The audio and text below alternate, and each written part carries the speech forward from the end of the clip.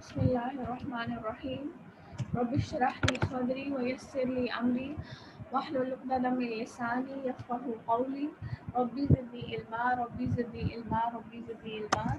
اللهم فقهني في الدين اللهم فقهني في الدين اللهم فقهني في الدين. اللهم إني أسألك علما نافعا وعملا متقبلا ورزقا طيبا. اللهم إني أعوذ بك من علم لا ينفع ومن قلب لا يخشع ومن نفس لا تشبع ومن دعوة لا يستجاب لها. اللهم أرنا الحق حقا وارزقنا اتباعه وأرنا الباطل باطلا وارزقنا اجتنابه. بسم اللہ الرحمن الرحیم. السلام علیکم ورحمۃ اللہ وبرکاتہ. آج ہم انشاءاللہ تعالی آیت نمبر 118 سے آنورڈس کریں گے، جس کے اندر میجر جو ٹاپک ہے اس کے اندر شیطان کے حملے، ان کا تذکرہ ہے کہ شیطان نے کیا عہد کیا تھا اللہ تعالیٰ کے ساتھ، کہ کس طرح وہ ابن آدم کو بھٹکائے گا. پھر اس کے علاوہ کمزوروں کے حقوق کا ذکر ہے، عورت کو صلح کرنے کا حکم دیا گیا ہے، گھر بنانے کی طرف ترغیب دلائی گئی ہے. کیا ہوا؟ ٹھیک ہے، تو یہ میجر ٹاپکس ہیں جن کا ہم لوگ ذکر کریں گے. اگر ہم پچھلے ٹاپکس کی طرف لے کر آئیں، کیونکہ پچھلے ٹاپکس کی کنٹینیوشن بھی آئے گی اگلی آیات کے اندر، تو جو پچھلا ہمارا ٹاپک تھا اس کے اندر میجرلی انصاف اور عدل کا ذکر تھا، اور اس کے اندر 105 سے جو اللہ تعالیٰ نے ایک واقعہ بیان کرنا شروع کیا، اور آئی تھنک وہ 915 تک جاری ہوا، یعنی آلموسٹ 14 سے 15 آیات ایک واقعے پر اتری ہیں. 105 سے لے کر اس سے آنورڈس چلی، یہ غالباً 10 آیتیں بنتی ہیں. اور اس واقعے کے اندر ہم نے تذکرہ کیا تھا کس طرح ایک انصاری نے اپنے آپ کو بچانے کے لیے اپنے جرم کا جو انبار ہے وہ یہودی پر ڈالنے کی کوشش کی، اور کیونکہ وہ اپنی چکنی چپڑی باتوں میں وہ نبی اسلم کو بھی اس نے اتنا زیادہ امپریس کر لیا تھا کہ نبی اسلم بھی ماننے کو تیار ہو گئے تھے، اور یہ غالباً یہ قریب تھا کہ معاملہ کا پورا جو ہے وہ اس یہودی کے اوپر آپ کہہ لیں کہ اس یہودی کو اس کی سزا مل جاتی. تو فوراً اللہ تعالیٰ نے وہی نازل کیا اور اس واقعے کو کریکٹ کیا، اور پھر اس سے ہمیں بہت سارے سبق ملے، اور ماشاءاللہ سے جو اسائنمنٹ تھی وہ بہت زبردست آپ لوگوں نے اس کو کمپوز کیا تھا. بہت کچھ ایون بہت نئی چیزیں اس کے اندر ہائی لائٹ ہوئی ہیں اور بہت نئے اسپیکٹس ہائی لائٹ ہوئے ہیں. ذہن کے بہت سارے دروازے کھلے ہیں اور یہ بات ہمیشہ جاننی چاہیے ہمیں کہ دین کے معاملے میں ہمیشہ علم کی ہوس ہونی چاہیے, زیادہ سے زیادہ سیکھنے کی ہوس ہونی چاہیے. اپنی جو امپرفیکشنز ہوتی ہیں ان سے مطمئن نہیں ہو جانا چاہیے یا اپنی پرفیکشن سے مطمئن نہیں ہو جانا چاہیے, کیونکہ انسان پرفیکٹ تو ہے ہو نہیں سکتا, بلکہ دوسروں سے بھی سیکھنا چاہیے. تو اس طرح سے یہ ہے کہ آپ ایک دوسرے کا پڑھ کے بہت کچھ سیکھ سکتے ہیں. تو ماشاء اللہ سے آپ لوگوں نے پڑھ لیا ہوگا بہت کچھ, انشاءاللہ سمجھ گئے ہوں گے آپ لوگ. اب اس کے اندر ایک ایسپیکٹ ہے کہ جس کو ڈسکس کرنا بہت ضروری ہے, اور وہ پچھلی آیات جو ہے وہ ان کی آپ کے لیے کنکلوژن ہے. وہ یہ ہے کہ انصاف جو ہے وہ کون سی ایسی وجوہات ہیں کہ جن کی وجہ سے انصاف نہیں کر پاتا انسان, یا انصاف پریویل نہیں کرتا, چاہے وہ کوئی بھی افیئر ہو. کوئی بھی افیئر ہے, چاہے وہ فیملی افیئر ہے, چاہے وہ سوشل افیئر ہے, کسی بھی معاملے کو آپ اٹھا کر دیکھ لیں, وہ کون سی وجوہات ہیں کہ جہاں پر جو وجہ بن جاتی ہیں انصاف نہ ہونے کی. ٹھیک ہے, تو یہ وجوہات ڈسکس کرنا بہت ضروری ہے تاکہ یہ ہے کہ انسان کا ذہن مزید کھلے. ابھی بھی آپ دیکھیں گے پہلے انسان کا ذہن بہت کمپوز ہوتا ہے, سولیٹڈ ہوتا ہے, اس کو اپنے سوا کچھ نظر نہیں آ رہا ہوتا. لیکن جب آپ کو ایک چیز سوچنے کو دی جاتی ہے, آپ سوچتے ہیں اس کے اوپر, آپ دیکھتے ہیں, تو بہت کچھ انسان کے اندر ایک اویئرنیس آتی ہے. جب علم آتا ہے تو آٹومیٹکلی عمل کے دروازے کھلنے لگتے ہیں. جب انسان کے عمل کے دروازے اس طرح سے کھلتے ہیں کہ علم آ جانے کے بعد اگر کبھی غلط ہو بھی جاتا ہے تو ضمیر آپ پر جگاتا ہے.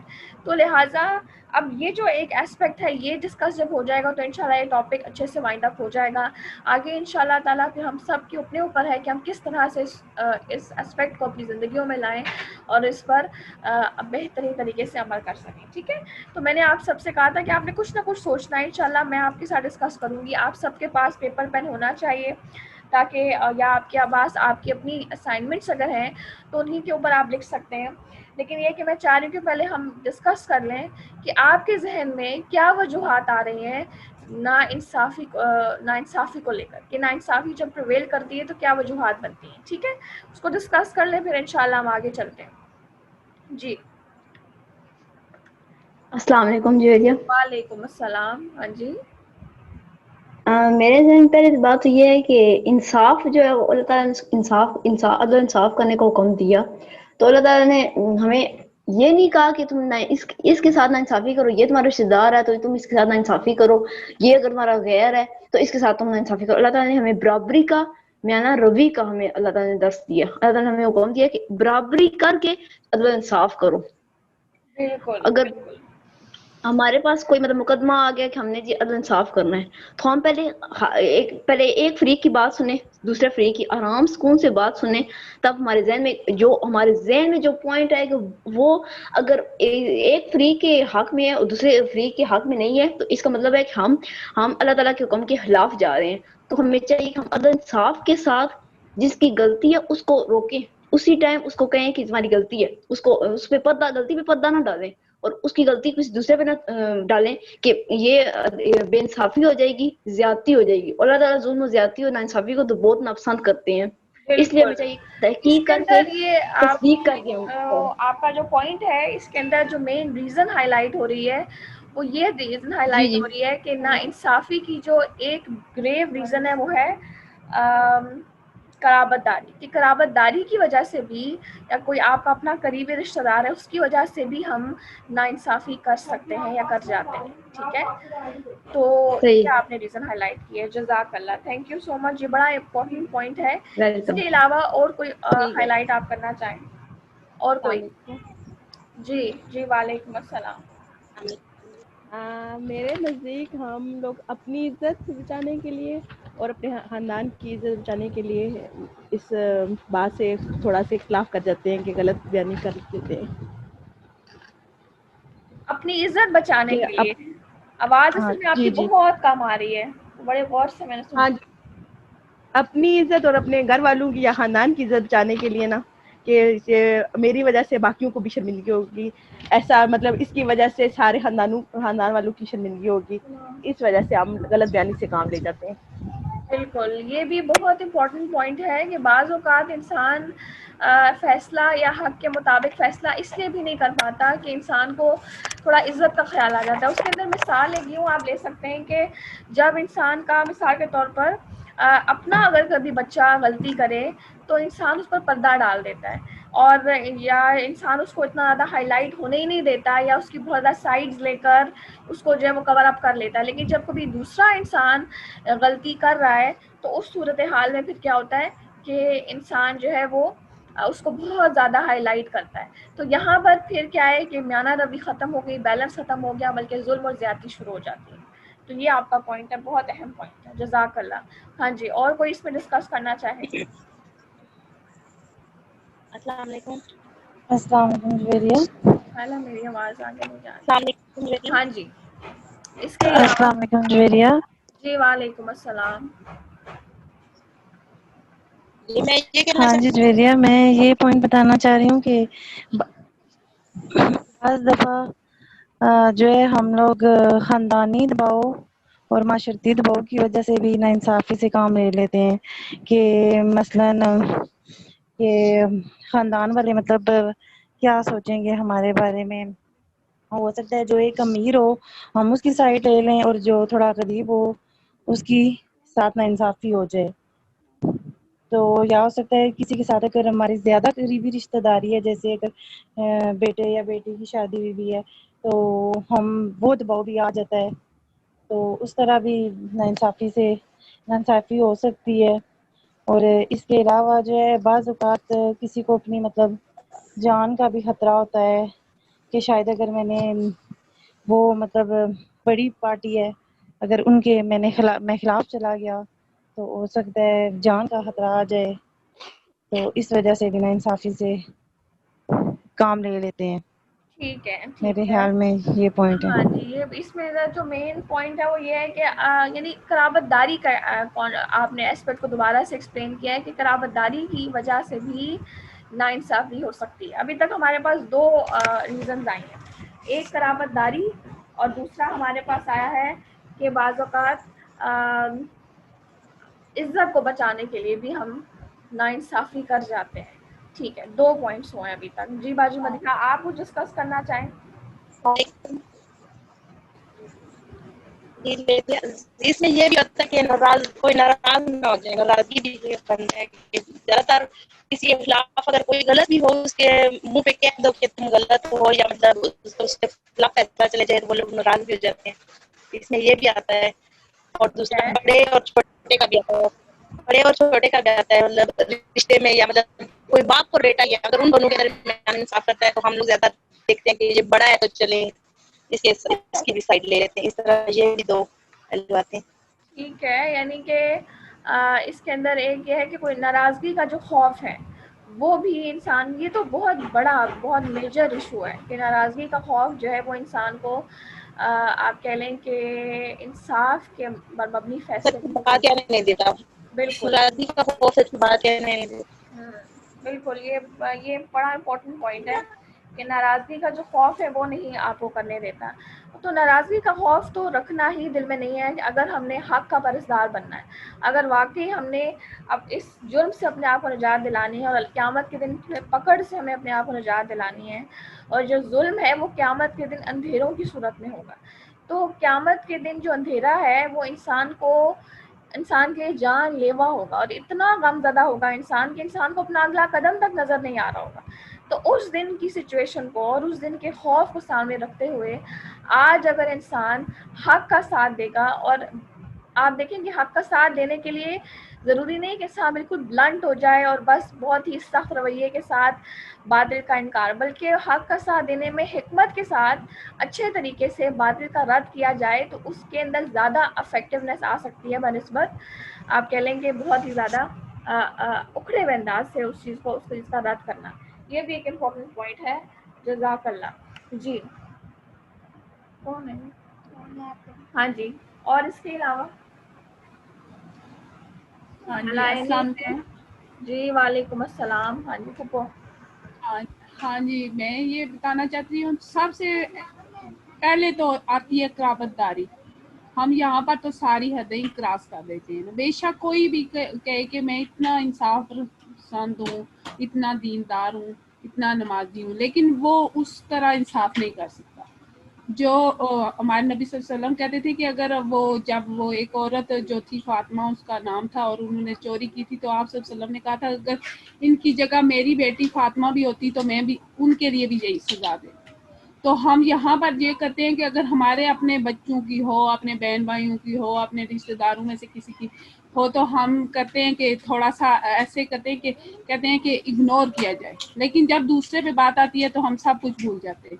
और इसी तरह दूसरा मसला होता है कि जहाँ पर हम अदल इंसाफ नहीं कर सकते वहाँ पर ये होता है कि इंसान हरीस हो के, लालची हो के सिर्फ अपना मुफाद सोचता है, तो वहाँ पर वो अदल इंसाफ नहीं कर सकता। वहाँ पर चापलूसी और दूसरे चीज़ों से काम लेके ना तो फिर वो अदल इंसाफ को भूल जाता है, ये हद क्रॉस कर देता है और अपना मुफाद हर जगह पे सोचता है। जब फिर अपना मुफाद सोचा जाए तो फिर वहाँ पर अदल इंसाफ ख़त्म हो जाता है। और जो है ना इंसान को तो अल्लाह ताला ने तो सूरतुल तकासुर में बता दिया गया है कि ये है ही शुरू से, कितना भी वो करे ना तो वो उसको 2 वादियां भी दे दी जाएं तो फिर भी वो तीसरी की ख्वाहिश करेगा।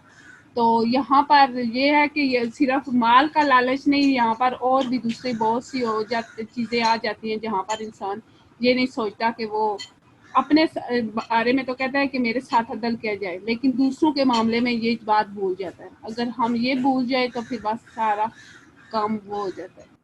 ठीक है, सही है, जज़ाकल्लाह खैर। अच्छा, इस टॉपिक को मैं आपके सामने डिस्कस करती हूँ ताकि आप इसको अपने पास नोट डाउन कर सकें, जिनकी वजह से पकड़ हो सकती है। ठीक है, अल्लाह ताला बाज़ औक़ात ऐसा भी होता है कि इंसान की नमाज़ों में कोताहियाँ होती हैं और जगहों में कोताहियाँ होती हैं, लेकिन जब बात आती है हुकूकुल इबाद की तो वहाँ पर किसी सूरत माफ़ी नहीं है जब तक कि वो इंसान माफ़ ना कर दे, और इंसान माफ़ बहुत कम करते हैं। बाज़ औक़ात उस इंसान की तरफ से दी गई बद्दुआ ही इंसान का पीछा करती रहती है और कहीं ना कहीं उसे लग जाती है, क्योंकि दुनिया में कफ़ात अमल है। तो उस जुल्म से बचना है, उस ज़्यादती से बचना है, तो वो किस तरह हम बच सकते हैं? जब हम कुछ मेन ग्रास लेवल पर जाकर चीज़ों को देखेंगे और उनका ख्याल रखेंगे तो इंशाअल्लाह ताला। और ये ऐसा नहीं है कि हम दूसरे को देखें, हमने अपने चेंज का आगाज़ खुद से करना है। आप यकीन करें, मुझे नहीं पता आप सबकी कैफियत भी कुछ ऐसी ही थी, लेकिन जब मैंने ये असाइनमेंट्स पढ़ी, आप सबकी असाइनमेंट्स पढ़ी, तो मैं काफ़ी देर से आपके लिए एक सोच का शिकार हूँ, एक गम का शिकार हूँ कि ये इतना मुश्किल चीज़ है ये, कि जिसको पेपर पे लाना बहुत आसान है, जिसके ऊपर बात करना बहुत आसान है, लेकिन इसके ऊपर इम्प्लीमेंटेशन करना और वाकई अपने जालिम रिश्तेदार के खिलाफ बात करके हक का साथ देना और हक के लिए आवाज़ उठाना, ये सब मुश्किल चीज़ें हैं, ये सब जिहाद अकबर हैं, ये सब वो चीज़ें हैं कि जिनके बदले में शहादत अल्लाह ने लिखी है। लेकिन इन्हीं चीज़ों की तो डिमांड है, यही तो अल्लाह ताला पुकार रहे हैं कि करोगे तो मिलेगा, वरना नहीं है, वरना पकड़ बहुत सख्त है, वरना मैंने आपको बताया कि जुल्म है और वो जुल्म क़यामत के दिन अंधेरों की शक्ल में होगा। तो सबसे बड़ी रीज़न, जो बहुत ही इंपॉर्टेंट रीज़न अभी बाजी जान ने हाईलाइट की है, और ये बहुत इंपॉर्टेंट रीज़न है और मैं इसी को से आपके लिए स्टार्ट करती हूँ कि सबसे बड़ी रीज़न क्या है कि जब एक इंसान को मुनसिफ के लेवल पर बिठाया जाता है तो इंसान ने ये नहीं देखना कि एक इंसान जो बहुत ज़्यादा बातों का तेज़ है उसी की सिर्फ बातें सुनी जाएं, और जो इंसान अपने फेवर में बोल नहीं पा रहा उसकी बात ना सुनी जाए, बल्कि बात कहाँ पे होगी? दलाइल पर होगी। बात को या फैसले को शोर की बुनियाद पर नहीं दिया जाएगा कि एक की तरफ से शोर बहुत ज़्यादा आ रहा है या उसकी तरफ से साइड्स बहुत ज़्यादा हैं, या एक की तरफ लोग बहुत ज़्यादा उसका साथ दे रहे हैं और एक तरफ लोग उसका साथ नहीं दे रहे, बल्कि बात या फैसला दलाइल की बुनियाद पर होगा। अब वो कौन सी वजूहात है कि जिनकी वजह से इंसाफ नहीं होता? तो सबसे बड़ी चीज़ है हक और बातिल की पहचान। ये कब इंसान इस काबिल होता है कि वो इंसाफ कर पाता है। मैं आपके साथ इसको डिस्कस कर पाती, लेकिन टाइम बहुत शॉर्ट है, इसलिए मैंने उसको शॉर्ट कर दिया है। हक और बातिल की पहचान, ये हक और बातिल की पहचान एक लेवल पर इंसान को आ जाती है और ये पहचान देता है इंसान का ज़मीर। इसीलिए तो अल्लाह ताला ने बहुत ज़्यादा ज़मीर की आवाज़ के ऊपर स्ट्रेस दिया है, कुरान और हदीस में बहुत ज़्यादा स्ट्रेस है। और इवन हज़रत उमर रज़ी अल्लाह अन्हु ने इस बात को बड़े वाज़े किया था कि जो फतवा है वो अपने दिल से मांग, और जो इंसान का ज़मीर होता है वो उसका उस्ताद होता है। जहाँ कहीं आप गलत करते हैं ज़मीर फ़ौरन आवाज़ देता है। तो जिसका ज़मीर आवाज़ दे रहा है और जिसका ज़मीर जाग रहा है, तो गोया कि ये इंसान खुद जिंदा है। اس انسان کی روح زندہ ہے، اور جس انسان کا ضمیر مردہ ہے، اس کا ضمیر اس کو حق اور باطل کا فرق نہیں دے رہا، تو گویا یہ انسان مردہ ہے، یہ انسان ظالم ہے۔ تو حق اور باطل کی پہچان بہت ضروری ہے کہ کوئی بھی سچویشن آ رہی ہے میرے سامنے، ویدر وہ میرے اپنے ساتھ ہو رہی ہے، ویدر وہ میری اپنی فیملی میں ہو رہی ہے، ویدر وہ کسی اور خاندان میں ہو رہی ہے، ویدر وہ کسی اسٹیٹ میں ہو رہی ہے، مجھے یہ دیکھنا ہے کہ یہاں پر حق اور باطل کی جو پہچان ہے، وہ جو ایک آنکھ ہے جو پہچان لے حق اور باطل کو، وہ آنکھ ہونا بہت ضروری ہے، اور وہ اللہ تعالیٰ نے ہر ایک کو دے رکھی ہے۔ فرق یہاں پر آتا ہے کہ جب ہم اس کو مار دیتے ہیں، اس آواز کو دبا دیتے ہیں، تو پھر کیا ہوتا ہے کہ اللہ تعالیٰ اس توفیق کو چھین لیتا ہے، وہ جو حق اور باطل کو ڈفرینشیٹ کرنے کی ہے۔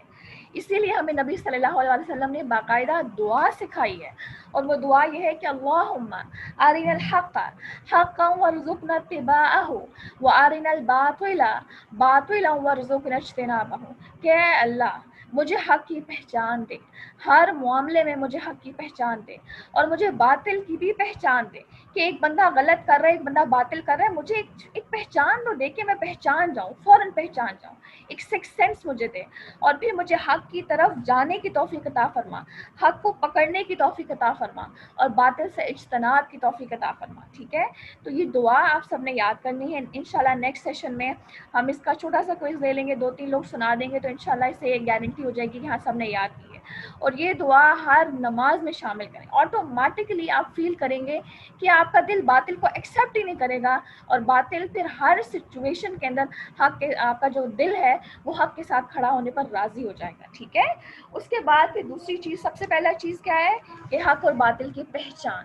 پھر دوسری یہ چیز ہے کہ جب انسان سیلف آئسولیٹڈ ہو جاتا ہے، جب انسان کیا ہو جاتا ہے، صرف اور صرف انسان اپنا فائدہ سوچ رہا ہے کہ میں جو سٹیپ لینے جا رہا ہوں یا میں جو فیصلہ دینے جا رہا ہوں، اس سے صرف اور صرف مجھے فائدہ ہونا چاہیے، باقی جائیں بھاڑ میں، یعنی یہ جو ایک سوچ ہے، جو مینٹالٹی ہے، یہ مینٹالٹی ضروری نہیں ہے کہ ایک پڑھے لکھے میں ہوگی، نہیں ہوگی، اور ان پڑھ میں ہوگی، نہیں، یہ مینٹالٹی کسی میں بھی ہو سکتی، اور فطرتاً ہر انسان کے اندر اللہ تعالیٰ نے شح نفس رکھا ہے، یہ بھی قرآن میں آئے گی اگلی آیات میں۔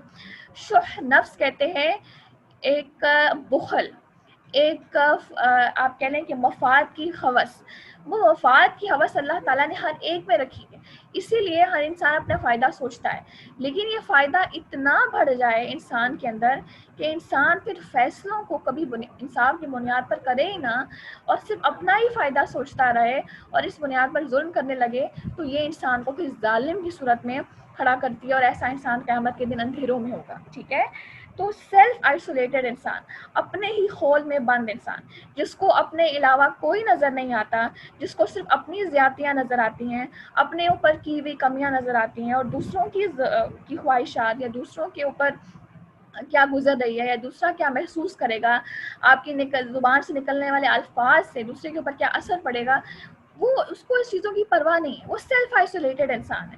یہ وہ انسان ہے جس کے اندر بہت زیادہ ٹینڈنسی ہے نا انصافی کرنے کی، ظلم کرنے کی، بعض اوقات انسان ظلم نہیں کرتا، خاموش رہ کر ظالم کا ساتھ دے دیتا ہے، اس انسان میں ٹینڈنسی ہوتی ہے۔ ٹھیک ہے، 2 پوائنٹس ہو گئے۔ پھر تیسرا پوائنٹ یہ ہے کہ جس انسان کے اندر اللہ تعالیٰ کا خوف نہ ہو، یہ وہ انسان ہے کہ جس کے اندر بہت زیادہ ٹینڈنسی ہے کہ وہ ظلم کر سکتا ہے، وہ ظالم کا ساتھ دے سکتا ہے، وہ ظلم کے دوران اس کا وٹنس تو ہے لیکن خاموش ہے، یہ تمام ٹینڈنسیز اس کے اندر ہیں، یعنی کہ وہ کسی کے ساتھ برا کر رہا ہے یا برا ہوتا دیکھ رہا ہے، اس کے اندر اس کو یہ خوف نہیں کہ اگر اگلے کی مجھے بد دعا لگ گئی تو پھر میں کیا کروں گا، اگر اگلے نے بد دعا دے دی اور وہ بد دعا اس نے میرا پیچھا کیا اور پھر میرا نقصان ہو گیا، آج جو میں اس سے چھین رہا ہوں کل کو مجھ سے چھین لیا گیا، اور میرے ساتھ اگر ایسا ہوا تو پھر میں کیا کروں گا، یعنی اس سے ان چیزوں کی کوئی پرواہ نہیں ہے، اس کے نزدیک بد دعا کی حقیقت ایگزسٹ ہی نہیں کرتی، اسے پرواہ ہی نہیں ہے کہ بد دعا بھی کچھ ہوتی ہے نہیں ہوتی یا اللہ بھی ناراض ہوگا یا نہیں ہوگا، وہ صرف اپنی زندگی کے ارد گرد گھوم رہا ہے، اس کی لائف سیلف آئسولیٹڈ اگین۔ تو لہٰذا کیا ہے کہ جس کے دل میں تقویٰ نہیں ہے، اللہ کا خوف نہیں ہے، لوگوں کے حقوق کی کمی کا خوف نہیں ہے، بد دعا مل جانے کا خوف نہیں ہے، تو یہ وہ انسان ہے کہ جو اس کے اندر بہت ٹینڈنسی ہے باطل کا ساتھ دینے کی۔ پھر اسی طرح آپ دیکھیں کہ مفاد پرستی یعنی صرف اپنا فائدہ دیکھنا، صرف اپنا فائدہ سوچنا۔ اب آپ دیکھیں پیچھے ہم نے وراثت کے بارے میں بھی تو پڑھا نا، بڑا ڈیٹیل کے ساتھ ہم نے پڑھا، تو وراثت نہ دینے کی صورت کیا بنتی ہے؟ مفاد پرستی. مفاد پرستی ہی وہ وجہ ہے کہ جو وہ اس ناانصافی کو جنم دیتی ہے اور انسان حق نہیں دیتا دوسرے انسان کا. تو لہٰذا مفاد پرستی بھی ایک گریو ریزن ہے ناانصافی کی. پھر اسی طرح آپ دیکھیں کہ بعض اوقات انسان جو ہے وہ کیا کرتا ہے، انسان اتنا سوچ ہی نہیں رہا ہوتا. اب اس میں کیا ہوتا ہے، انسان اپنے لیے تمام حقوق چاہ رہا ہوتا ہے لیکن دوسرے کو وہ دینا نہیں چاہ رہا ہوتا. اس کے اندر ایک بڑی امپورٹنٹ ایگزامپل ہے جو میں نے ڈسکس کی اپنے استاد کے ساتھ، تو انہوں نے میرے ساتھ شیئر کی، تو میں نے سوچا آپ کے ساتھ شیئر کروں. بہو اور بیٹی کی. یعنی آپ دیکھیں کہ ہم بیٹی کے لیے تمام رائٹس لینا چاہتے ہیں. میں آپ کو چھوٹی سی مثال دیتی ہوں، اس میں ہو سکتا ہے ہنسی بھی آ جائے، کہ بیٹی کے لیے ہماری خواہش ہے کہ میری بیٹی ہفتے میں یعنی ایک مہینے میں 4 ہفتے ہیں تو 4 چکر تو اس کے لازمی لگنے چاہیے. خواہش ہے نا، ایک ماں کی خواہش ہے کہ اس کی بیٹی آئے، ہفتے میں 1 دن آئے تو بھئی اب مہینے میں 4 چکر. لیکن جب اپنی بہو کو دیکھیں گے تو بہو کو بھیجنے کی خواہش ہی نہیں ہے، وہ تڑپ ہی نہیں ہے، وہ جذبہ ہی نہیں ہے جب تک وہ نہیں پوچھے گی میں اجازت نہیں دوں گی. اور بھئی وہ جائے کیوں، اس کی ضرورت کیوں ہے، وہ کیوں مانگے جائے؟ اب تو وہ میری ہو گئی ہے یا وہ اس گھر کی ہے یا اب اس کو فکر کرنی چاہیے، اس کو بار بار کیا ضرورت ہے پیچھے جانے کی اور بلا بلا. یعنی کہ اب یہاں پر کیا ہے، ناانصافی ہے کہ جو میں اپنے لیے سوچ رہی ہوں یا جو میں اپنی اولاد کے لیے سوچ رہی ہوں، کیا وہ میں کسی اور کی بیٹی یا کسی اور کی اولاد کے لیے سوچ رہی ہوں؟ جب یہ کرپشن ذہن میں آ جاتی ہے پھر انسان حقوق نہیں دے سکتا، اور پھر کیا ہوتا ہے کہ انسان ناانصافی کی طرف اترنے لگتا ہے. ٹھیک ہے، یہ بہت بڑی امپورٹنٹ ریزن ہے.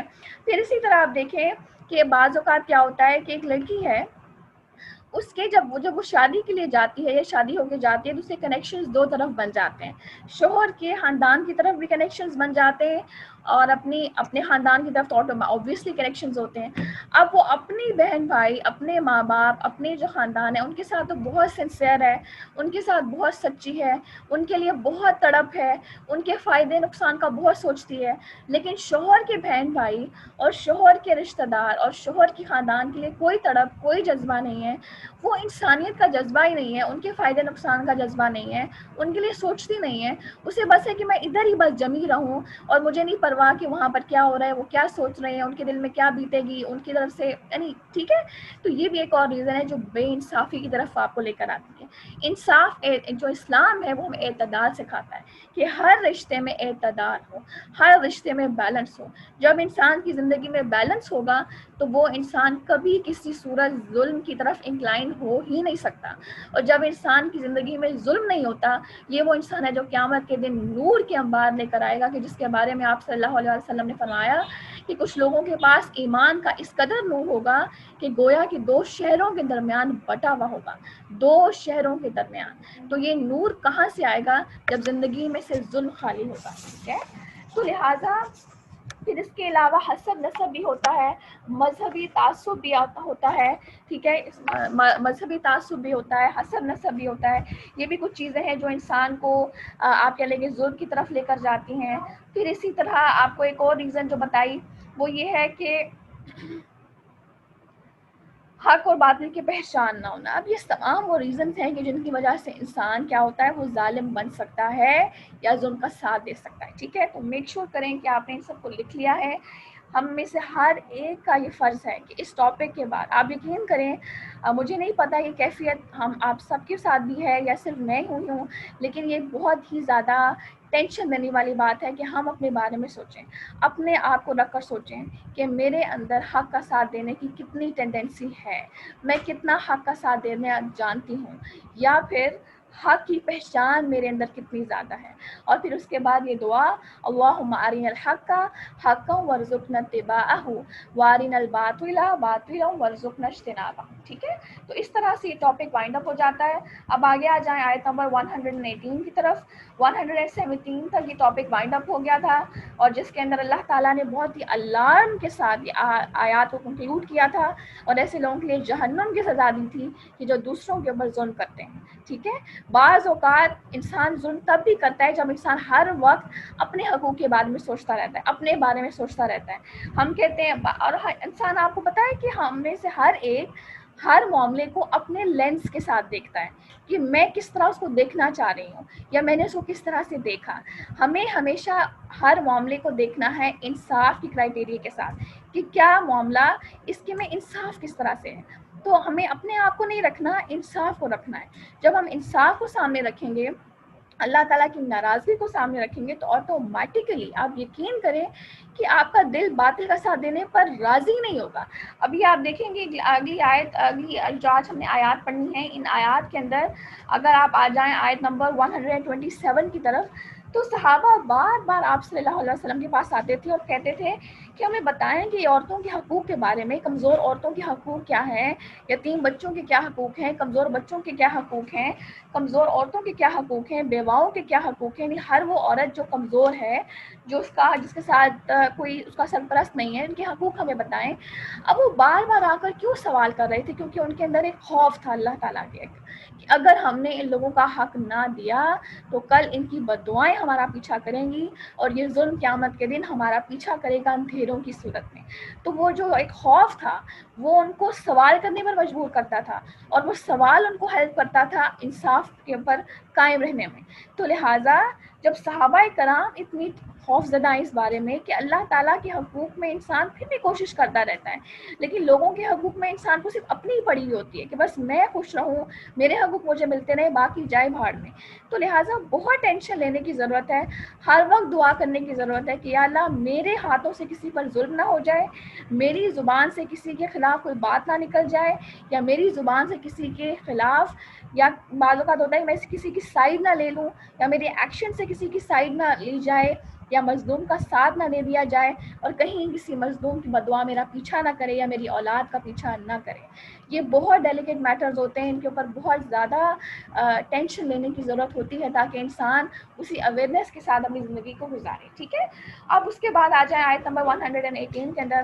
118 کے اندر بنیادی طور پر یہاں پر اللہ تعالیٰ نے ایک پورا اسکیچ کھینچا ہے کہ کس طرح شیطان نے ہر درمی اور ضد کے ساتھ اللہ تعالیٰ سے وعدہ کیا کہ وہ اللہ تعالیٰ کی اس انسانیت کو بھٹکائے گا اور تباہ کرے گا اور برباد کرے گا اور اسے جہنم تک لے کر جائے گا.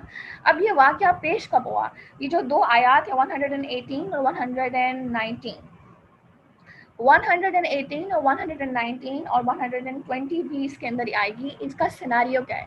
بیسیکلی جب اللہ تعالیٰ نے حضرت آدم علیہ السلام کی تخلیق کی تو حضرت اللہ تعالیٰ نے حکم دیا تمام فرشتوں کو انکلوڈنگ ابلیس. اس وقت تو یہ فرشتوں کی محفل میں ہی تھا، عبادت کی وجہ سے اس کا جو اسٹیٹس تھا وہ اللہ تعالیٰ نے ایلیویٹ کر دیا تھا. تو اللہ تعالیٰ نے حکم دیا کہ اس کے اوپر اس کو سجدہ کرو. ابھی سجدہ تعظیماً تھا، تو لہٰذا اس پر ابلیس نے انکار کر دیا سجدہ کرنے سے. تو اب کیا ہوا کہ اللہ تعالیٰ نے پوچھا ابلیس سے کہ وہ کیا وجہ ہے کہ جس نے تجھے سجدہ کرنے سے روکا؟ تو اس نے فرمایا، اس نے کہا کہ میں اس سے بہتر ہوں. یعنی تکبر وہ وجہ بنی کہ جس کی وجہ سے اس نے سجدہ نہیں کیا. اور اس نے کہا کہ تو نے مٹی سے آدم علیہ السلام کریٹ کیا، مجھے آگ سے بنایا، تو لہٰذا میں زیادہ طاقتور ہوں، میری زیادہ عزت ہے. اور وہ تکبر تھا جو بیریئر بن گیا اللہ تعالیٰ کی اطاعت میں. پھر اس نے اللہ تعالیٰ سے دعا کی، اور یہ دعا بھی قرآن میں اللہ تعالیٰ نے واضح الفاظ میں کوٹ کی ہے کہ یا رب جس دن تو تمام لوگوں کو اٹھائے گا اس دن تک مجھے مہلت دے کہ میں ان لوگوں کو پھٹکاؤں اور انہیں تباہ و برباد کروں. تو اللہ تعالیٰ نے اسے وہ مہلت بھی دے دی. اور جب وہ اللہ تعالیٰ نے مہلت دی تو پھر اس نے کہا کہ میں ابن آدم کے اس کے آگے سے آؤں گا، اس کے دائیں سے آؤں گا، اس کی بائیں طرف سے آؤں گا، اس کے پیچھے سے آؤں گا، صراط مستقیم کے راستوں پر بیٹھوں گا جہاں تک کہ وہ مکمل طور پر میری پیروی میں نہ لگ جائے. یعنی کہ اس نے وہ ٹیکٹکس بتا دیے. اور پھر اس کے بعد ایک اور جگہ مکالمہ آتا ہے. یہ جو مکالمہ ہوا ہے اللہ تعالیٰ کا اور ابلیس کا، یہ مکالمہ ڈفرینٹ پیسیجز کے اندر اللہ تعالیٰ نے قرآن کی ڈفرینٹ پارہ میں ایکسپلین کیا ہے. تو یہ اس کے بعد اس نے جو دوسرا مکالمہ ہے جو ابلیس اور اللہ تعالیٰ کے درمیان ہوا، جس کے اندر ابلیس نے بڑے دعوے کے ساتھ اللہ تعالیٰ سے کہا کہ میں کس طرح ابن آدم کو تباہ کروں گا، وہ یہ پیسیج ہے جو میں آپ کے سامنے پڑھنے جا رہی ہوں.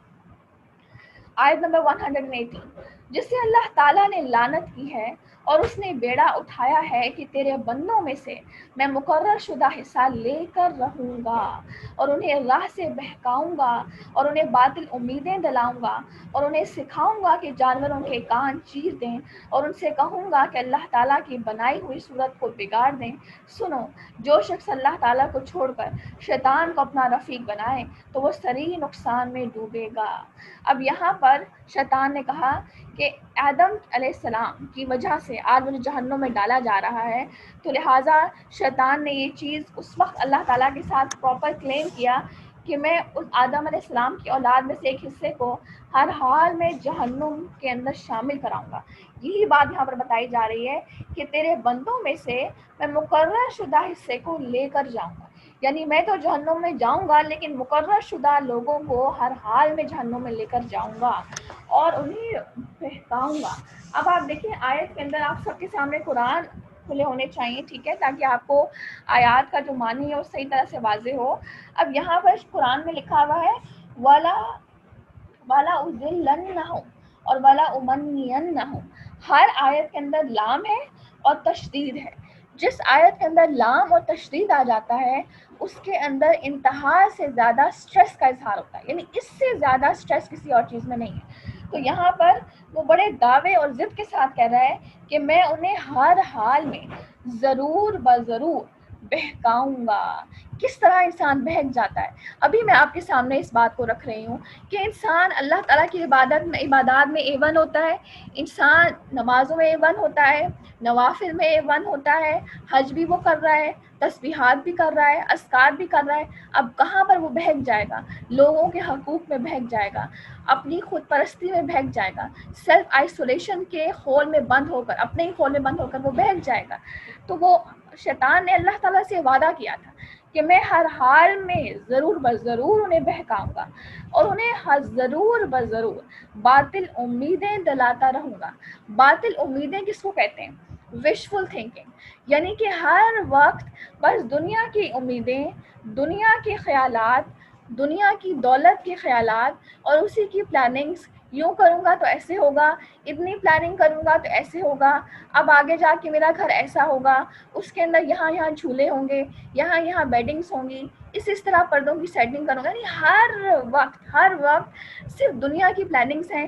اتنے مرلے کا پلاٹ بناؤں گا اپنے بچوں کے لیے, اتنا پلاٹ, یعنی ابھی بچے ہوئے نہیں ہیں لیکن پہلے سے ساری پلاننگ ہے, پلاٹنگ کہاں کرنی ہے, کتنے گھر بنانے ہیں, کتنے پلاٹس خریدنے ہیں, کتنے میں خریدنے. یعنی ہر وقت اس کا ذہن, شیطان کہاں کہہ رہے ہیں کہ میں اس کا ہر وقت ذہن کہاں الجائی رکھوں گا؟ دنیا کی باطل امیدوں میں. اور پھر جو فقہاء ہیں اور تفسیر کے جو علماء ہیں وہ کہتے ہیں کہ باطل امیدوں میں یہ بھی شامل ہے کہ شیطان انسان کو ضرورت سے زیادہ ہوپ فل بنا دے گا. ایک ہوتا ہے بہت زیادہ وشفل تھنکنگ جو میں نے ابھی آپ کو بتائی, ہر وقت دنیا کی پلاننگ, ہر وقت دنیا کے تذکرے شیخ چلی کی طرح ہر وقت خیالات بنتے رہنا کہ کس طرح کیا کچھ ہوگا, اور ایک سوچتے رہنا, خیالات میں اس کو رکھنا. اور دوسرا ہے کہ ضرورت زیادہ پر امید ہو جانا کہ اللہ تعالیٰ تو بہت رحیم ہے, بہت کریم ہے, تمہارے گناہوں پر اللہ تعالیٰ کو پکڑ کر کیا ملے گا, تو لہٰذا اپنے عمل کو جاری رکھو, فکر نہ کرو, اللہ بہت رحیم ہے.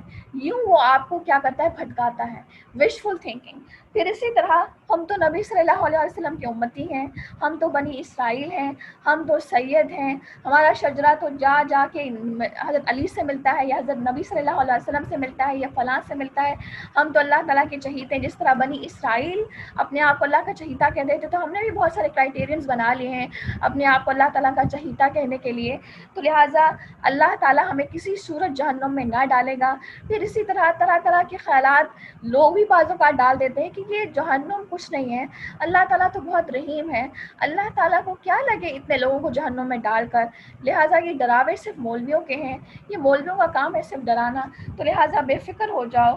تو اور بعض اوقات یہ بھی ہوتا ہے کہ شریعت نے جن کاموں سے منع کیا ہے ان کا, یعنی کچھ عبادات ہیں ان کے دوران کچھ کاموں سے منع کیا گیا ہے, وہ عام حالات میں تو حلال ہے لیکن اس دوران وہ کام حرام ہے. لیکن ان کاموں کے اندر یا ان عبادات کے اندر ان کاموں کو بھی کمٹ کر لینا اور پھر یہ وش کر لینا, یہ ہوپ کر لینا, یہ امید کر لینا کہ نہیں یہ میری عبادت قبول ہو جائے گی. بہت اس کے اندر بہت زیادہ مثالیں ہیں.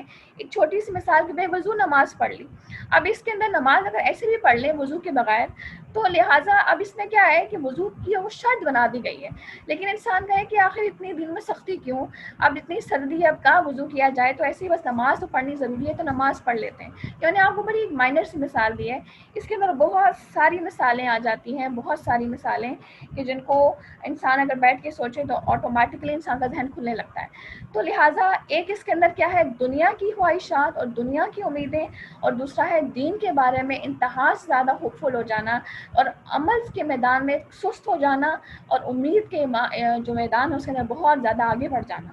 تو یہ بھی چیز انسان کو شیطان کی طرف سے ہوتی ہے جو انسان کے لیے گمراہی کا سبب بنتی ہے. اب شیطان نے کیا کہا, میں ضرور بر ضرور انہیں راہ سے بہکاتا رہوں گا, ہر حال میں بہکاؤں گا, ان کے صراط مستقیم میں آؤں گا, ان کے راستوں میں آؤں گا, ان کے دائیں طرف سے آؤں گا, یہاں سے نہ پکڑا گیا تو بائیں طرف سے آؤں گا, ادھر سے بھی ہارا تو آگے سے آؤں گا, ادھر سے بھی ہارا تو پیچھے سے آؤں گا. یعنی کوئی کسر چھوڑے گا نہیں ابن آدم کو بھٹکانے کی اور تباہ کرنے کی. اور پھر باطل امیدیں دلاؤں گا, اور اس کے بعد میں انہیں سکھاؤں گا کہ جانوروں کے کان چیر دیں. اب یہ جو رسم ہے یہ بیسیکلی نبی صلی اللہ علیہ وسلم کی نبوت سے پہلے کی رسم ہے, کہ جس کے اندر کیا تھا کہ نبی صلی اللہ علیہ وسلم کی نبوت سے پہلے جو مکہ کے لوگ تھے یہ بتوں اور دیوتاؤں کو اپنا رب مانتے تھے, اور یہ ان کو اللہ تعالیٰ کا نائب سمجھتے تھے, اللہ تعالیٰ کا سفارشی سمجھتے تھے. ان کا یہ ماننا تھا کہ یہ ہمارے سفارشی ہیں جو ہماری سفارش کریں گے, یہ ہماری دعاؤں کو اللہ تعالیٰ کے حضور لے کر جاتے ہیں اور پھر ہماری دعائیں یوں قبول ہوتی ہیں. ان کے ہاں یہ کانسیپٹ تھا. اب کیا ہوتا تھا, ان دیوتاؤں کو اور ان دیویوں کو خوش کرنے کے لیے یہ کیا کرتے تھے کہ جانوروں کو ان کے نام پر قربان کر دیتے تھے, اور جانوروں کو ان کے نام پر اس طرح قربان کرتے تھے, اس کی انڈیکیشن یہ ہوتی تھی کہ ان کا کان چیر دیتے تھے. جب ان کا کان چیر دیتے تھے تو اس سے آٹومیٹکلی ہر انسان کو یہ انڈیکیشن مل جاتی تھی کہ یہ وہ جانور ہے جو کسی دیوی کے نام پر آزاد کرتا ہے, کسی بت کے نام پر آزاد کرتا ہے, کسی لات کے, کسی منات کے, کسی عزا کے نام پر آزاد کرتا ہے. لہٰذا اب جب یہ جانور آزاد ہو جاتا تھا کسی بت کے نام پر, تو پھر اس جانور سے کوئی کھانا, کوئی یہ آپ کہہ لیں کہ کوئی کام نہیں لیتے تھے, کوئی محنت نہیں لیتے تھے, کھیت کے اندر اس سے کام نہیں لیتے تھے, اس کا دودھ نہیں پیتے تھے, اور وہ آزاد, اس کو بند نہیں کرتے تھے, وہ آزاد پھرتا تھا آگے پیچھے. تو لہٰذا یہ رسم ان کے اندر تھی, اور یہ جو ہے وہ شیطانی حرکت تھی جو شرک کی طرف اس وقت لے کر گئی. اس کے بعد یہ کس طرح ہمارے آج کے دور میں یہ چیز پریولنٹ ہے, تو اس کے اندر آپ دیکھیں کہ آج بھی ریسرچ یہ بتا رہی ہے کہ آج بھی کٹے ہوئے کانوں والے بکرے اور کٹے ہوئے کانوں والے جانور سندھ کے اندر بہت کامن ہیں. سندھ کے اندر چونکہ کلچر, ہندوازم کا کلچر بہت پرومیننٹ ہے وہاں پر, تو وہاں پر یہ چیزیں دیکھنے کو مل رہی ہیں. وہاں پر شرک انتہا سے زیادہ ہے, جہالت بہت زیادہ, شرک انتہا سے زیادہ. پھر اس کے بعد ایک اور جو ہے یہ آج کی ہم دیتے ہیں نا کہ آج کی جو ہماری سوسائٹیز کے اندر پریولنٹ ہے, وہ آپ نے اپنے انٹرنیٹ پہ سرچ بھی کر لینا ہے, میں آپ کو صرف انڈیکیشن دے دیتی ہوں. منگو پیر کے مگرمچھ. اب اس کے اندر کیا ہے, یہ ہماری سوسائٹی کے اندر ایک نیا کھلا ہے. اس کے اندر بیسکلی کیا ہے کہ منگو پیر جو ہے یہ بیسکلی ہماری ہسٹری کے بزرگ گزرے ہیں, جو نیک بزرگ ہیں, یہ ہماری ہسٹری کے نیک بزرگ گزرے ہیں. ان کے نام پر ایک نہر تیار کی گئی ہے, ان کے نام پر ایک لیک کو تیار کیا گیا ہے, اور اس لیک کے اندر, اس نہر کے اندر مگرمچھوں کو چھوڑ دیا گیا ہے, اور وہ مگرمچھ بنیادی طور پر منگو پیر کے نام پر آزاد کیے ہوئے ہیں. اب کیا ہوتا ہے, ان کا ماننا یہ ہے, جو منگو پیر کے عقیدت مند تھے ان کا ماننا یہ ہے کہ جو شخص بھی ان مگرمچھوں کو کھانا کھلاتا ہے, گوشت کھلاتا ہے, اس انسان کی ہر مراد پوری ہوتی ہے. جو یہاں پر آتا ہے وہ خالی ہاتھ نہیں جاتا. ٹھیک ہے, اب یہ لوگ کیا کرتے ہیں کہ یہ لوگ وہاں پر ہر انسان جس کی جو حاجت ہوتی ہے, جو اس کی منت ہوتی ہے, جو مراد ہوتی ہے, وہ گوشت کی صورت میں جا کر مگرمچھوں کو ڈال کے آتے ہیں, اور وہ جب مگرمچھیں کھا لیتی ہیں تو ان کو اندر یہ کانسیپٹ بل ہو جاتا ہے کہ اب جب انہوں نے کھا لیا تو اب میری ہر منت یا مراد پوری ہوگی. تو اس طرح یعنی کہ آپ کہہ لیں کہ وہاں پر اگر بتوں کے نام پر جانوروں کو آزاد کیا جاتا تھا, تو آج یہ بھی تو ایک بت کی صورت ہی ہے نا. تو بتوں کے نام پر جو ہے وہ یوں جو ہے وہ شرک پریویل کرتا ہے سوسائٹی کے اندر, اور یوں شیطان جو ہے وہ انسان کو آہستہ آہستہ شرک کی طرف لے کر جاتا ہے. اور سب سے زیادہ شیطان انسان کو شرک کی طرف کب لے کر جاتا ہے, جب انسان کو کوئی حاجت ہوتی ہے, جب انسان آزمائش کے اندر ہوتا ہے, جب انسان انٹینس پین کے اندر ہوتا ہے. انٹینس پین, انٹینس درد کی جب کیفیت ہوتی ہے, تب انسان بہت زیادہ اس کے اندر ٹینڈنسی ہوتی ہے کہ وہ اللہ تعالیٰ کو چھوڑ کر کسی اور کو پکارے یا اپنی امیدیں کسی اور سے لگائے. تو اس سچویشن کے اندر, کیونکہ آزمائشیں تو آئیں گی, ہر حال میں آئیں گی, یہ تو ہم پیچھے پڑھ کے آ چکے ہیں, اللہ تعالیٰ نے ہر حال میں ہمیں آزمانا ہے, لیکن اس سچویشن کے اندر کسی صورت اللہ تعالیٰ کا دامن نہیں چھوڑنا, یہی ایمان ہے, یہی تقاضا ہے. اور شیطان نے اللہ تعالیٰ سے وعدہ کیا تھا کہ میں ہر حال میں انہیں کہوں گا کہ وہ اللہ تعالیٰ کی بنائی ہوئی صورتوں کو بگاڑیں. پہلے جانوروں کے کان چیر دیں, انہیں بہکانے کا حکم دوں گا، انہیں باطل امیدیں دلاؤں گا، پھر انہیں حکم دوں گا۔ اب جب انسان جب بہکنے لگتا ہے، جب انسان سب سے پہلے بہکتا ہے تو وہ باطل امیدوں کی طرف جاتا ہے، وشفل تھنکنگ کی طرف جاتا ہے۔ اب جب وہ وشفل تھنکنگ کی طرف چل گیا، اب وہ شکار بن جاتا ہے شیطان کا، اب شیطان اس کا ڈکٹیٹر بن جاتا ہے، اب شیطان اس کو جو ڈکٹیٹ کرے گا یہ انسان اس کو فالو کرنے لگے گا۔ تو اب یہ اس کو حکم دے گا کہ اللہ تعالیٰ کی بنائی ہوئی صورتوں کو بگاڑیں، اور اللہ تعالیٰ کی بنائی ہوئی صورتوں کو انسان کس طرح بگاڑ رہا ہے، اس کے اندر کاسمیٹولوجی آ جائے گی، کاسمیٹک سرجری، کہ جس کے اندر ناک کی صورتوں کو بدلنا اور آنکھ کو براڈ کرنا اور لپس کو فل کرنا اور لپ فلرز یوز کرنا اور نہ جانے فیس کو سلم کرنا اور فیس کی کٹنگ کرنا، اور اس کے اندر نہ جانے کیا کچھ آ جاتا ہے، جس کے اوپر لاکھوں کروڑوں، اسپیشلی جو ایک خاص کلاس ہے ہماری سوسائٹی کی جو اس گناہ کے اندر ملوث ہو، یہ کبیرہ گناہ ہے، یہ کبیرہ گناہ ہے۔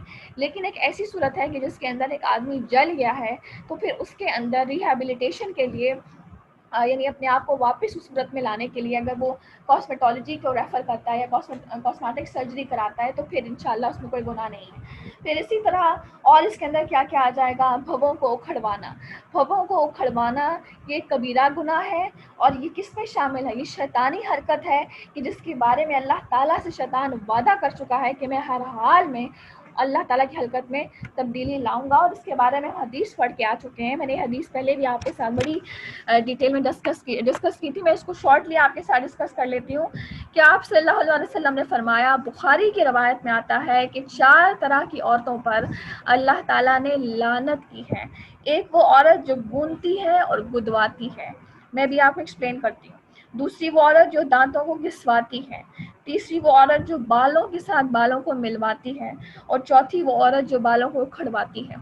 گونتی اور گندواتی یعنی ٹیٹوئنگ کرنا، دانتوں کو گھسواتی ہے، یہ اس دور کے اندر تھا کہ جس کے اندر بیوٹیفیکیشن کے لیے عورتیں کیا کرتی تھیں کہ اپنے سامنے کے 2 دانتوں کے درمیان خلا لانے کے لیے، گیپ لانے کے لیے دانتوں کو ٹرم کر لیا کرتی تھی، دانتوں کو آپ کہہ لیں کہ ان کو کھسواتی تھیں۔ جیسے آج بھی جن کے ہاں گیپ ہوتا ہے نا نیچرلی، ان کو ہم کہتے ہیں بڑے خوش نصیب ہیں، یہ ہمارے اپنے بلیفس ہیں، لیکن وہاں پر اس کو بیوٹیفیکیشن کا ایک سورس سمجھا جاتا تھا تو لوگ اس طرح سے کرتے تھے۔ بالوں کے ساتھ بالوں کو ملوانا، اس میں وگ آ جاتی ہے، پرماننٹ وگ جو استعمال لوگ کرتے ہیں، پرماننٹ آئی لیشز کی ایکسٹینشن پرماننٹ استعمال کرنا، یہ جو ہے یہ ایک شیطانی حرکت ہے اور یہ لعنتی ملعون عمل ہے۔ لیکن اس کے بارے میں ایک فتویٰ آیا ہے، مفتی طارق مسعود ڈسکس کر رہے تھے، اور یہ ان کا فتویٰ ہے، وہ یہ بتا رہے تھے کہ اگر ٹیمپرری طور پر ایک آدمی وگ استعمال کرتا ہے یا ٹیمپرری طور پر انسان ایک چیز استعمال کرتا ہے جو ظاہر بھی نظر آ رہا ہے کہ یار یہ جو ہے یہ ٹیمپرری ہے، یہ فیک ہے، لوگوں کو پتہ بھی چل رہا ہے کہ یہ اصل نہیں ہے، تو پھر اس صورت میں وگ جائز ہے۔ لیکن پرماننٹ وگ جو ہے وہ کسی صورت جائز نہیں ہے، اس کے اندر وضو بھی نہیں ہوگا۔ اس کے بعد بالوں کو کھڑوانے والی، اس سے مراد ہے بھووں کے بال پلکنگ کروانا، تو یہ چیز ملعون عمل ہے، حرام عمل ہے، اور یہ کبیرہ گناہ ہے۔ لہٰذا اس سے ہر حال میں بچنے کی کوشش کرنا ہوگی، اپنے آپ کو راضی کرنا ہوگا، کیونکہ یہ عمل کبیرہ گناہ ہے، اور کبیرہ گناہ کی معافی اس وقت نہیں ہوتی جب تک کہ آدمی اس عمل کو چھوڑ نہ دے۔ پھر اس کے بعد اس کے اندر اور کیا جاتا ہے، عورتوں کا مردوں کی مشابہت اختیار کرنا اور مردوں کا عورتوں کی مشابہت اختیار کرنا، یہ بھی ایک شیطانی وعدہ ہے جو پورا ہو رہا ہے، اور شیطان اپنے قافلوں کے ساتھ اس وعدے کو پورا کروا رہا ہے۔ آج مردوں کا آپ بال بڑے ہوتے ہوئے دیکھیں گے، وہ بال بڑے کر رہے ہیں، انہوں نے رنگز پہنی ہوئی ہیں، انہوں نے بریسلیٹس پہنے ہوئے ہیں، انہوں نے گلے میں چینز پہنی ہوئی ہیں، انہوں نے ہاتھوں میں چینز پہنی ہوئی ہیں، انہوں نے کانوں میں بالی ڈالی ہوئی ہے، اور ان کی فلکس بھی ہیں، اور انہوں نے سرما بھی لگایا ہوا ہے، اور ان کی پینٹس انتہا سے زیادہ ٹائٹ ہیں۔ ہم خود دیکھیں ہیں، ہم خود عورتیں ہیں، اگر ایک عورت بیوی ہے تو وہ اپنے شوہر کی طرح ڈریسنگ دیکھے کہ شوہر اس کا اگر باہر نکل رہا ہے وہ کس ڈریسنگ میں نکل رہا ہے۔ حد سے زیادہ ٹائٹ ڈریسنگ یہ عورتانہ مشابہت ہے جو حرام عمل ہے اور شیطانی عمل ہے۔ ہم اگر مائیں ہیں تو ہمیں ایز اے مدر ہمیں اپنے بچوں کی ڈریسنگ پر فوکس کرنا ہوگا، اگر ہم ایک بیوی ہیں تو ہمیں ایز اے وائف اپنے شوہر کی ڈریسنگ پر دیکھنا ہوگا کہ وہ کیسا ڈریس کر کے یہاں سے اپنے گھر سے نکل رہا ہے، ٹھیک ہے۔ ان چیزوں کا تعلق ایمان کے ساتھ ہوتا ہے، حیا کے ساتھ ہوتا ہے، تو ان چیزوں کے اوپر بہت اسٹریس اسی لیے دیا گیا ہے، ورنہ آدمی یہ بھی تو سوچ سکتا ہے نا کہ کیا فرق پڑتا ہے، یہ لوگوں کی گندی سوچ ہے، یہ تو دل کے اندر ایمان ہوتا ہے، دل میں حیا ہوتی ہے، پہننے سے کچھ نہیں ہوتا۔ نہیں، ہر چیز دل میں نہیں ہوتی، کچھ چیزوں کا اظہار بھی کرنا ہوتا ہے۔ انسان کی ڈریسنگ کا ڈائریکٹ تعلق اس کے ایمان سے ہے، تو بہت زیادہ اسٹریس دیا جاتا ہے اس بات پر۔ پھر مردوں کا عورتوں کی مشابہت کرنا، اس کے اندر بچیوں کو پینٹ شرٹس پہنانا. آپ دیکھیں کہ بچیاں، ہم جو مائیں ہیں نا، ہم بچیوں کی جو ٹریننگ کر رہے ہیں وہ ہم بچپن سے کر رہے ہیں. اگر بچپن سے ہم بچی کے اندر حیا نہیں ڈالیں گے، بچپن سے اس کو سلیو لیس پہنائیں گے، اور آپ کہہ لیں کہ ہاف جو شولڈر ہے وہ اس کا نیچے کو گر رہا ہے، اور ایسے ایسے ڈریس اور پتلی پتلی اسٹرپس والی اس کو فراکس پہنا رہے ہیں، تو اس بچی کے اندر کبھی حیا کبھی بھی نہیں آئے گی، اس بچی کے اندر شرم نہیں آئے گی، اس بچی کے اندر اپنی حفاظت، کیونکہ یہ دور ایسا آ رہا ہے کہ اندر ہمیں اپنے بچوں کو حفاظت کا بتانا ہے، ان کو سکھانا ہے تاکہ جو گندا دور ہے اس سے ہم اس کو بچا سکیں. تو بچیوں کے اندر یہ چیز کبھی نہیں آ سکتی. تو بچیوں کی ڈریسنگ شروع سے اس کو مینٹین رکھنا کہ وہ اسلامک بھی ہو، اچھی بھی ہو، ماڈرن بھی ہو، لیکن ایٹ دا سیم ٹائم ان کی باڈی پارٹس کو کور کر رہی ہو. ہم ان کو ننگا کر کے ہم معاشرے میں نہ لے کر جائیں، یہ ہم ماؤں کا قصور ہوگا، اور اس میں پکڑ ہم ماؤں کی ہوگی. اور اس کے بعد کہ جب بچی بڑی ہوگی تو آٹومیٹکلی وہ ویسا ہی ڈریس اپ کرے گی جیسا ہم نے اس کو بچپن میں ڈریس کرایا. ٹھیک ہے، تو یہ سب چیزیں اس کے اندر آ جائیں گی. پھر اسی طرح داڑھی کو مونڈنا بھی شیطانی عمل ہے، اور داڑھی کو مونڈنا بھی شیطان کا وہ وعدہ ہے جو اس نے اللہ تعالیٰ سے کیا، اور وہ عہد جو اس نے کیا. تو داڑھی کے بارے میں یہ آتا ہے کہ انسان، مرد کی یہ فطرت ہے کہ وہ اس کی داڑھی گرو کرتی ہے. اب آپ دیکھیں عورت کی داڑھی گرو نہیں کرتی، اور اگر عورت کی ہارمونل امبیلنسمنٹ کی وجہ سے داڑھی گرو کر رہی ہے تو پھر کیا ہوتا ہے کہ شریعت کیا حکم دیتی ہے کہ ان بالوں کو کھیر دیا جائے تاکہ مردوں کے ساتھ مشابہت کسی صورت نہ آئے. ٹھیک ہے، لیکن مرد کی چونکہ داڑھی ٹینڈنسی اس کی ہے کہ وہ گرو کرتے ہیں بال، ان کو کسی صورت ریموو نہ کیا جائے. اب اس جرم کے اندر مرد خود شامل، پھر ان کی بیویاں شامل، پھر ان کو پرووک کرنے والے لوگ شامل. پھر جو انسانی اسٹیپ لے لیتا ہے کہ میں داڑھی بڑھاؤں گا، اس کو یعنی طرح طرح کے لیبل دے دینا، اس کو بیوقوف کہنا، بیکورڈ کہنا، یا بلنڈر ماسٹر کہنا، یا نہ جانے کیا کچھ کہنا، یہ چیز جو ہے یہ انسان کو کہاں لے جاتی ہے؟ شیطانی حرکت کی طرف لے جاتی ہے. اور یہ دیکھنے میں بڑے عام سے اعمال ہیں، لیکن یہ بہت بہت بڑے گریو ایشوز ہیں کہ جن کو یہاں پر ہائی لائٹ کیا جا رہا ہے. اور یہ بھی کیا ہے؟ یہ اللہ تعالیٰ کی خلقت میں، اللہ تعالیٰ کی بنائی ہوئی جو ایک اللہ تعالیٰ کی مصوری ہے اس کے اندر تبدیلی لانا ہے. کہ گویا کہ انسان کو اللہ تعالیٰ نے جس طرح بنایا، انسان اللہ تعالیٰ کی بناوٹ کا انکار کرے، اللہ تعالیٰ کی چوائس کا انکار کرے، اللہ تعالیٰ کی چوائس کو ایکسیپٹ کرنے سے انکار کرے، اور پھر وہ کبھی بالوں کو کھیڑے. تو اس کے اندر اگر عورت ہے تو وہ اپنی بھووں کو چھیڑے، اور اگر مرد ہے تو وہ اپنی داڑھی کو چھیڑے. تو ایز اے مدر ہمیں اپنے بچوں کو شروع سے ان کے ذہنوں میں ڈالنا ہے، ان کو موٹیویٹ کرنا ہے کہ ہمیں نبی صلی اللہ علیہ وسلم کی سنت کو فالو کرنا ہے، تم نے اپنی داڑھی کو بڑھانا ہے، تم نے اچھے طریقے سے اس کو سنوار کے رکھنا ہے، تاکہ ان کی ذہن میں ہمیشہ سے ایک ذہن بنے رہیں. اور پھر اسی طرح ہمیں، اگر ایک ایسا شخص ہے کہ جس نے کچھ ایریا سے داڑھی کو مونڈا ہوا ہے اور کچھ ایریا سے داڑھی کو بڑھایا ہوا ہے، جس کو آپ فرینچ بھی کہتے ہیں، ایک ہوتا ہے جس کو آپ یہاں میں جو ہوتا ہے اس کو مکھی کہتے ہیں، اسلانگ اگر لینگویج استعمال کریں تو ماڈرن اس کے لیے ورڈ بھی ہوگا، عام زبان میں اس کو مکھی کہتے ہیں. بالکل آپ کے لپ کے نیچے چھوٹا سا اس کو ایک ایریا داڑھی کا چھوڑ دیا جاتا ہے، باقی سارا مونڈ دیا جاتا ہے. یہ تمام اللہ تعالیٰ کی خلقت میں تبدیلی کے طریقے. اسی طرح نبی صلی اللہ علیہ وسلم نے ایک بار ایک شخص کو دیکھا، ایک نوجوان کو دیکھا جس نے کچھ سر کے حصے کو مونڈا ہوا تھا اور کچھ سر کے حصے کے بعد اس کے بال تھے. تو آپ صلی اللہ علیہ وسلم نے اسے روکا، اسے منع فرمایا اور اسے کہا یا تو انہیں پوری طرح مونڈ دے یا انہیں پوری طرح رکھ. یعنی بالوں کی بناوٹ ہے وہ بھی اس طرح سے کرنا کہ اس کو اندر یہ نہیں کہ کہیں جگہ سے، آپ نے دیکھا ہوگا کہ بالوں کو ایک طرف سے بالکل شیو کر دیا گیا ہے، کچھ حصے پہ بالوں کو چھوڑا گیا ہے اور سر کے کچھ حصوں پہ بالوں کو بالکل شیو کر دیا گیا ہے، جو انتہائی مکروہ عمل ہے اور اللہ تعالیٰ کی خلقت میں تبدیلی کے مترادف ہے. اللہ تعالیٰ ہماری حفاظت فرمائے. سبحانک اللہم و بحمدک، اشہد ان لا الہ الا انت، استغفرک و اتوب الیک.